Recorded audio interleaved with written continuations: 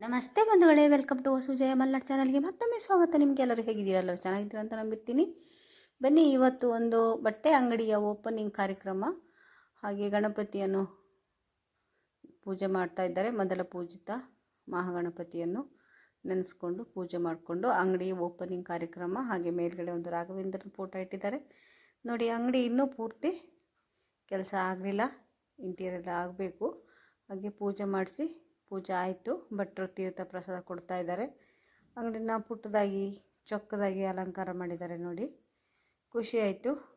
ಬಟ್ಟೆ ಅಂಗಡಿ ಇದು, ಟ್ರಯಲ್ ರೂಮು. ಬಟ್ಟೆ ಅಂಗಡಿ, ಬಟ್ಟೆನ ಸೇಲ್ ಮಾಡಲಿಕ್ಕೆ ಮಹಿಳೆಯರಿಗೆ, ಮಕ್ಕಳಿಗೆ, ಮಹನೀಯರಿಗೆ, ಲೇಡೀಸ್, ಜೆಂಟ್ಸ್ ಆ್ಯಂಡ್ ಚಿಲ್ಡ್ರನ್ಸ್ ಎಲ್ಲರಿಗೂ ಬಟ್ಟೆನ ಸೇಲ್ ಮಾಡ್ತಾ ಇದ್ದಾರೆ. ಎಲ್ಲರಿಗೂ ಬಟ್ಟೆ, ಎಲ್ಲ ಥರದ ಬಟ್ಟೆನೂ ಇದೆ. ಇದಕ್ಕೆ ಸೇಲ್ ಹೊಸದಾಗಿ ಬಟ್ಟೆ ಅಂಗಡಿ ಓಪನ್ ಮಾಡಿದ್ದಾರೆ. ಖುಷಿ ಆಯಿತು ನನಗೆ.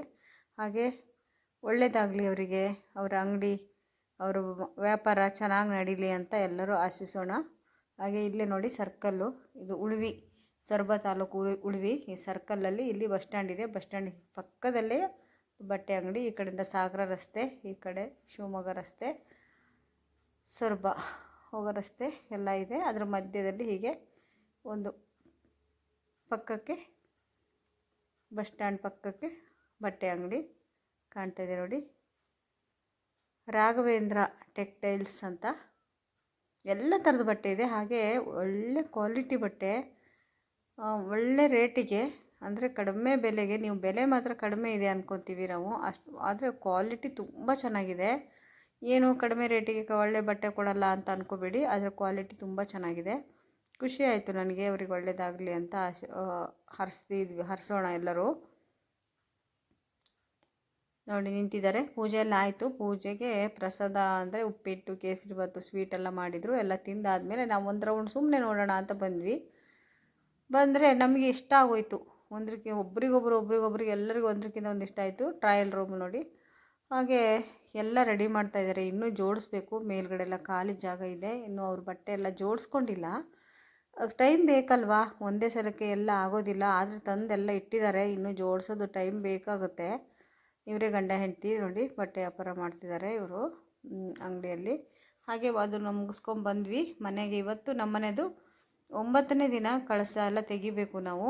ಮದುವೆ ಆಗಿ 9 ದಿವಸ ಆಯ್ತಲ್ವ, 9ನೇ ದಿವಸದ ಕಳಶ ಎಲ್ಲ ತೆಗಿಬೇಕಿದ್ದು. ಕೇಳ್ಕುಂಬ ಅಂತ ಅರಿಶಿನ ಕುಂಕುಮದಲ್ಲಿ ಆ ಅಕ್ಷತೆನ ಕಲಿಸ್ಬಿಟ್ಟು ಇಡ್ತಾರೆ. ಒಂದು ಕಡೆ ಅರಿಶಿನ, ಒಂದು ಕಡೆ ಕುಂಕುಮ. ಮತ್ತು ಇದ್ರ ಪಕ್ಕದಲ್ಲಿರೋದು ಇದು ಅಕ್ಕಿಗೂಡು ಅಂತ. ಅಕ್ಕಿಗೂಡು ಅಂದರೆ ಅದು ಬೆತ್ತದಿಂದ ಮಾಡಿರ್ತಾರೆ. ಅದಕ್ಕೆ ಪೇಂಟಿಂಗ್ ಮಾಡಿ ಈ ಥರ ಚಿತ್ರ ಬಿಡಿಸಿರ್ತಾರೆ. ಈ ಥರ ನಮ್ಮ ಕಡೆ ಇದೇ ಥರ ಶಾಸ್ತ್ರ. ಇದು ಕೇಳ್ಕುಂಬ ಅಂತ. ಹರಿಣಿ ನೀರು, ಹರಳೆ ನೀರು ಅಂತೆಲ್ಲ ತರ್ತಾರಲ್ವ, ಅದನ್ನು ಇದರಲ್ಲೇ ಹಾಕೋದು ನಾನು ಹೇಳಿದ್ದೀನಿ. ಹಾಗೆ ಇದು ಕಳಶ ಎಲ್ಲ ಇವತ್ತೆಲ್ಲ ತೆಗಿಬೇಕಲ್ವ, ಅದಕ್ಕೆ ಕೆಲವೊಂದು ತೆಗೆದಿಟ್ಟಿದ್ದೀವಿ. ಸಿಂಪಲ್ಲಾಗಿದೆ. ಏನು ಒಂದೇ ದೀಪ ಇಟ್ಟಿದ್ದೀರಾ ಕಳಸಕ್ಕೆ ಅಂತ ಏನೋ ಬ್ಯಾಡ್ ಕಮೆಂಟ್ ಮಾಡಬೇಡಿ. ಅದು ಹಾಗಲ್ಲ, ಅದು ಅಡಿಗೆ ಇನ್ನೊಂದು ಹಣತೆ ಇರುತ್ತೆ, ನೀರು ಹಣತೆ ಅಂತ. ಅದೇ ಥರ ಇಡ್ತಾ ಬಂದಿದ್ದಾರೆ ಹಳೆ ಕಾಲದಿಂದನೂ. ಒಂದು ಹಣತೆ ಮೇಲೆ ಒಂದು ಹಣತೆ, ಅಡಿಗೆ ಮಧ್ಯದಲ್ಲಿ ನೀರು ಬರುತ್ತೆ, ಮೇಲ್ಗಡೆ ಎಣ್ಣೆ ಬತ್ತಿ ಬರುತ್ತೆ. 5 ಬತ್ತಿ ಎಣ್ಣೆ, ಒಂದೇ ಬತ್ತಿ, 5 ಬತ್ತಿನ ಒಂದು ಇದು ಮಾಡಿ ಹಾಕ್ತಾರೆ. ಸಿಂಗಲ್ ಬತ್ತಿ ಅಲ್ಲ, 5 ಬತ್ತಿನ ಹಾಕಿ. ಹಾಗೆ ಇಲ್ಲಿ ಒಂದು ದೀಪ ನಂಚಿದೆ ನೋಡಿ, ಇಲ್ಲಿದೆ ಇಡುಕಲು ಅಂತ. ಇದು ಅಡುಗೆ ಮನೆಯಲ್ಲಿ ನಾವು ಅದಕ್ಕೂ ಪೂಜೆ ಮಾಡ್ತೀವಿ. ಚಪ್ಪರ ದಿನ ಎಡೆ ಎಲ್ಲ ಹಾಕ್ತೀವಿ. ಇದು ಇವಾಗೇನು ಅವಶ್ಯಕತೆ ಇಲ್ಲ, ಇನ್ನು ತೆಗಿತೀವಿ. ಇದು ಹಸೆ ಚಿತ್ತಾರ ಅಂತ ಮಾಡ್ತೀವಿ ನಾವು. ಹಸೆ ಚಿತ್ತಾರನೂ ತೋರಿಸೋಣ ನಿಮಗೆ ಅಂತ ತೆಗಿತಾ ಇದ್ದೀನಿ. ಚೆನ್ನಾಗಿದೆ ಅಲ್ವಾ? ನಮ್ಮ ಸೊಸೆನೇ ಮಾಡಿರೋದು.